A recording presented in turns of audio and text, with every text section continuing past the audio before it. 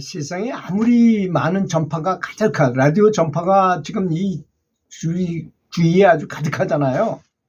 그런데 라디오를 갖다 놓고 또는 텔레비전 같은 수신기를 갖다 놓고 채널을 맞추지 않으면 그 어떤 소리도 들을 수 없고 화면도 보고 들을 수 없는 것입니다.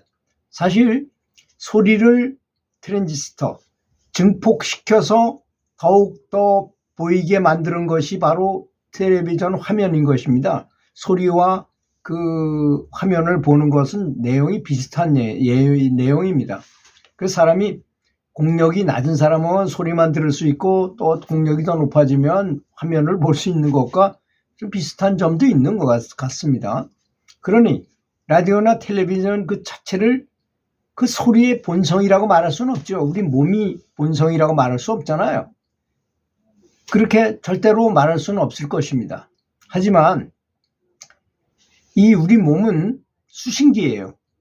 라디오의 전파를 수신해서 소리를 증폭시켜가지고 그 오는 신호는 아주 작지요. 전파라는 아주 작은 그 신호를 트랜지스터 증폭을 시켜가지고 우리가 직접 귀로 들을 수 있는 소리를 이렇게 나게 만들어주는 역할을 하는 거죠. 그래서 우리 사람 몸도 수신기와 같은 것입니다. 그래서 사람 몸이 없으면 죽은 다음에 영가가 돼서 영체가 밖으로 나가서 아무리 똑똑하고 아무리 아는 게 많고 한눈에 해안천리라 해서 바깥에 천리 밖에 있는 것도 한눈에 다 볼 수 있고 사람 딱 보면 무슨 생각하는지 금방 알 수 있고 이렇게 뛰어나다 하더라도 수신기가 없으니까 다 허당입니다. 아무것도 할 수가 없어요. 그럴 때는 아는 것만 알 뿐이지. 그래서 연불하는 사람도 명상하는 사람도 연불만 한다거나 명상만 열심히 해가지고 안 된다는 건 왜 그러냐. 수신기도 채널을 맞춰야 된다 이겁니다. 수신기도 역시 채널을 맞추고 그래서 그 채널하고 딱 일치가 돼야지만 이게 소리가 나거나 화면이 보이게 되기 때문인 것입니다. 원래 전파에 소리를 실어서 보낸 사람의 것이 이제 원본이라면 우리는 그 소리의 근원을 찾아서 헤매고 있는 것입니다. 그렇지 않습니까? 우리 마음속에 있다는 참 교묘한 형태로 우리 마음속에 이렇게 임재해 있는 자성부를 깨우치고자 아니 부처님만 부처가 불성이 있고 우리는 없고 개는 불성이 없습니까? 어떤 동물이든 간에 다 불성이 있다 그랬어요. 부처님께서는 실제로도 그렇습니다. 그런데 부처님은 부처를 보시고 깨우쳤어. 아, 내가 부처구나 라는 걸 깨우치시고 우리는 왜 깨우치지 못하는 것입니까? 그래서 예화를 들자면 지리를 배우고자 이 소크라테스가 여러 명의 제자를 두고 있었겠죠. 근데 그 소크라테스 제자는 이 기반을 알아야 됩니다. 당시에 그 아테네라는 곳이 지금 인류 역사상 가장 교육력이 높고 지능이 높은 그 시기였었어요. 우리가 생각할 때는 지금 현대에 있는 우리들이 지능이 높고 더 아는 게 많다고 생각할지 모르지만 교육의 전문가로서 제가 공부를 오랫동안 해보고 그런 방면의 책을 쓰다 보니까 인류 역사상 가장 문명이 꼽히고 가장 똑똑한 때 거기 어떤 책에 보면 그 당시의 책에 보면 천재가 얼마나 많았는지 밤하늘의 별처럼 천재가 많았다고 쓰여져 있어요. 아테네 시대에 그랬다는 것입니다. 그때 피타고라스라는 사람 피타고라스의 정리 같은 걸 발명하기도 하고 정말 대단한 사람들이 되게 많았던 때였습니다. 그런데 소크라테스가 아고라 광장에서 이렇게 설법을 하고 설교를 하니 거기에 들었던 대중이 누굴까요? 주 청취자들이 누구였을 것 같습니까? 귀족 청년들, 아주 공부 잘하고 똑똑한, 지금으로 말하면 아주 가장 뛰어난 청년들, 그런 사람들이 그 말을 들었던 것입니다. 근데 그 친구들이 너무나 많이 빠져가지고 일도 안 하려고 무슨 취직도 안 하려고 아무것도 안 하다 보니까 부모들이 큰일 났거든. 저 소크라테스한테 미쳐가지고 이놈들이 취직도 안 하려고 아무것도 안 하려고 결혼도 안 하려고 뭐 도만 닦으려고 그러고 그런다 이거야. 그래서 고소해가지고 결국은 소크라테스가 사망을 하게 됩니다. 그런데 이제 소크라테스 이런 일화가 있어요. 이렇게 팔을 들었다가 헛석 놓는 이런 거 이 기공 방법이 하나 있거든요. 그러면 이제 혈행이 좋아져요. 여기 발을 탁 이렇게 동시에 팔을 탁 내려뜨리니까. 그런 걸 하루에 300번씩 하면 굉장히 건강해진다. 꼭 해라. 이렇게 제자들한테 얘기했습니다. 소크라테스가. 1년이 지난 다음에 계속한 사람이 있냐 그랬더니 딱 한 명. 플라톤만 계속했다는 것입니다. 그걸 모르는 사람이 누가 있어요? 이거 쉽잖아요. 이렇게 하는 거를. 그렇지만 끝까지 하느냐 안 하느냐 굉장히 중요한 것입니다. 알고 보면 플라톤이기 때문에 소크라테스의 아마 100%는 아니었을지 몰라요. 제가 볼 때는 플라톤이 소크라테스의 100%를 다 전수받았는지 그거는 좀 의구심이 있는 것 같은데 소크라테스만큼 그렇게 영체가 막 성영체 이탈을 해서 저 높은 세계로 왔다 갔다 할 수 있고 뭐 전체를 바라보고 이런 걸 할 수 있는지 없는지에 대해서는 잘 모르겠지만 그나마 소크라테스 가깝게 법을 전수받은 사람은 바로 플라톤인 것입니다. 그래서 그 플라톤한테 도를 깨우치고자 어떤 사람들이 찾아왔어요.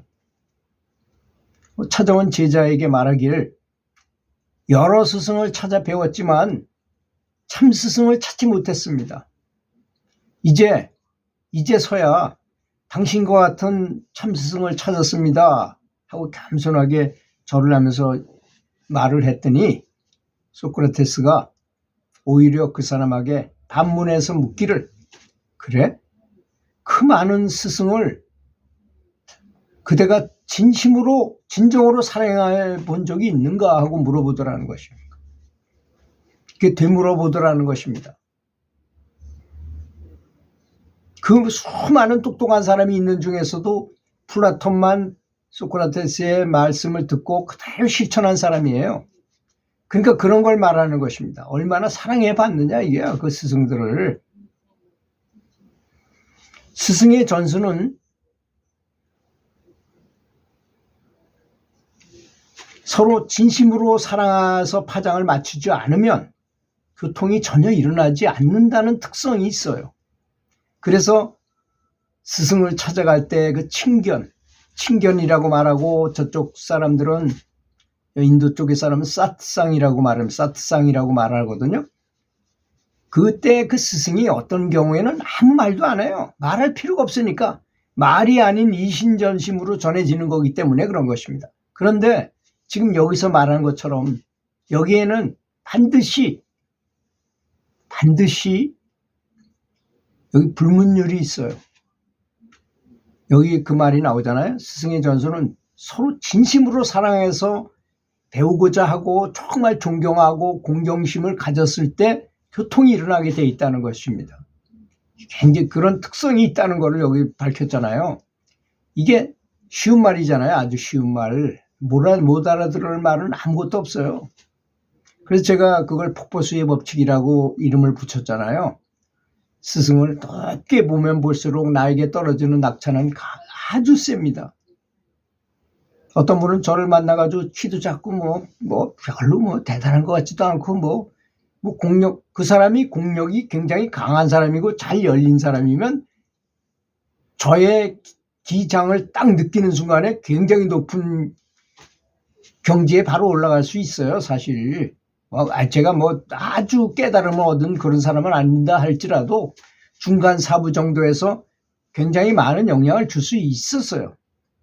근데 그 사람이 자기가 저 사람한테 한수만 배우면 그냥 다시 안 봐도 되지 이런 식으로 생각을 했어. 그러면 그 법이 전해질 수가 없는 것입니다. 아무리 그 사람이 똑똑하고 머리로 두뇌로 계산해가지고 이렇게 한다 하더라도 그게 머리로 계산해서 되는 문제일 것 같으면 무슨 걱정이 있겠어요. 공부만 열심히 하면 다 되고 책에 다 나와 있는 대로 책을 1000권 만권을 본다 하더라도 전혀 전할 수 없는 비결이 있거든요. 그 안에는. 그 점을 알아야 된다는 것입니다. 정기나 자기정처럼 눈에는 보이지 않지만 확실하게 존재하고 작용하는 이 물건은 반드시 물질 세계의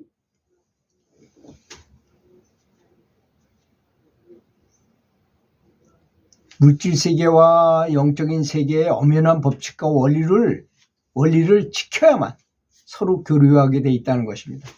그것이 바로 존중이라는 것이죠. 존중, 감사, 존경, 공경이라고 말하는 게 더 낫겠네요. 공경. 아주 극히 공경해야만 그것이 일어납니다. 야, 너나 나나 같은 인간이고 네가 뭘 안다고 알아봐야 뭐 별거 아니네. 이런 쪽으로 보면 저보다 학문적으로 뛰어난 사람이 얼마나 세상에 많습니까? 그러나 그 공력과 공덕이라는 것은 전기처럼 눈에는 보이지 않지만 확실히 있는 것입니다. 그러니 사랑과 감사의 마음을 일으켜 세우도록 노력해야 한다는 것입니다. 그래서 제가 연불 할 때 부처님한테 감사하면서 정말 공경하면서 연불 하면 갑자기 효과가 100배, 1000배 이렇게 높아져요.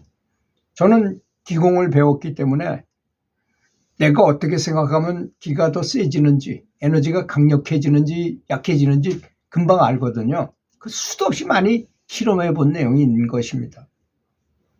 자기 자신 하나도 제대로 살아가지 못하고 조금 더 공부한 사람한테 그 사람 내가 존경한다 해서 내가 위신이 떨어지나요?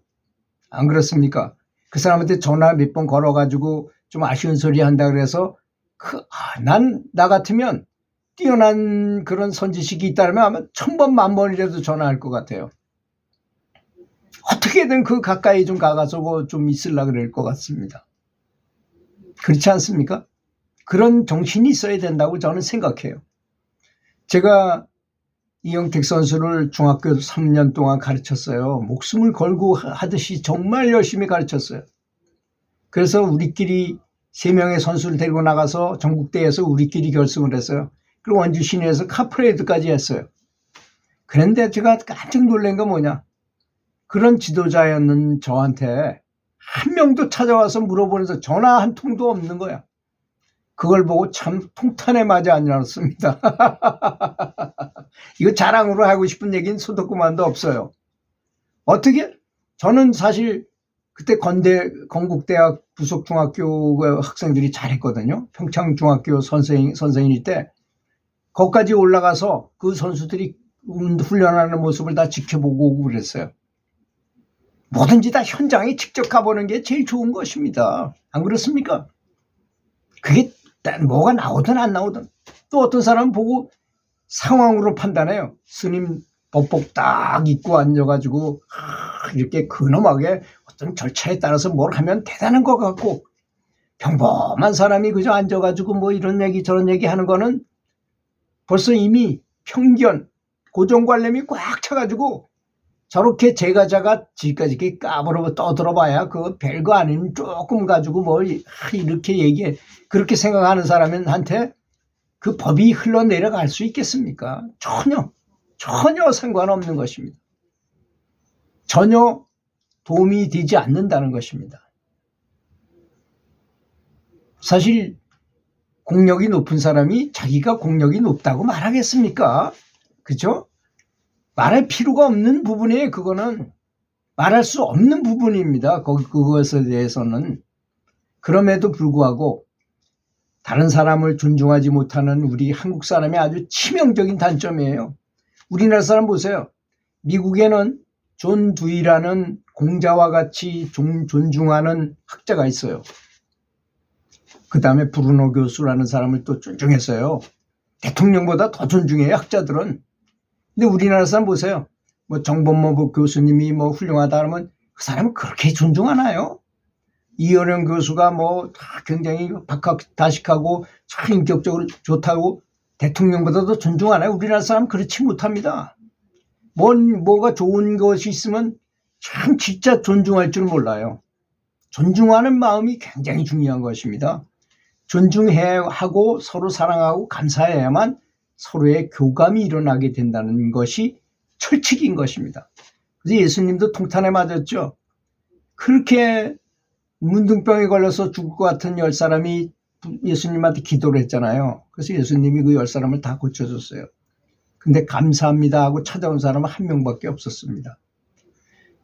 아니 예수님이 그 사람들이 감사해달라 해가지고 뭐 그거 안 받아도 괜찮으세요. 그 사람들을 위해서 하는 소리입니다. 왜 9명은 감사할 줄도 모르는가? 감사해야만 나의 법력이 글리 내려가는 건데 이런 말씀을 하고 싶으셨던 것입니다. 이 마음의 마음가짐이라는 거는요 굉장히 중요한 법입니다. 원래가 마음가짐을 잘 써야만, 그래서 조심이란 말이 있고 용심이란 말이 있잖아요. 마음을 잘 써라 이겁니다. 우선 연불행자이기 전에 인간적으로 인간이 돼야 되는 것입니다. 사실 중국 기공을 배운 사람이고 기감을 이미 얻었던 사람은 저를 만나서 이렇게 그 자리에 딱 있으면 굉장히 강력한 기를 느껴요. 그리고 그런 분은 말할 필요가 없어요. 굳이 설명할 필요가 없습니다. 내 말이 옳으니 틀리니 얘기할 수가 없어요. 그분은 무조건 존중을 해요. 최고로 존중하게 됩니다. 왜? 그 사람 옆에 앉아있기만 해도 공력이 쫙 자기한테 쏟아지는 걸 느끼니까. 그리고 자기가 한 달 동안 공부할 거를 한번 딱 가서 보기만 했는데도 공력이 확 올라가는 걸 느끼기 때문인 것입니다. 저는 오늘 얘기가 너무 길었네요. 제가 뭐 제 자랑같이 느껴질 수도 있었을 것 같은데 진실이기 때문에 말하는 것 뿐입니다. 오해는 하지 말아 주시기 바라겠습니다. 들어주셔서 감사합니다.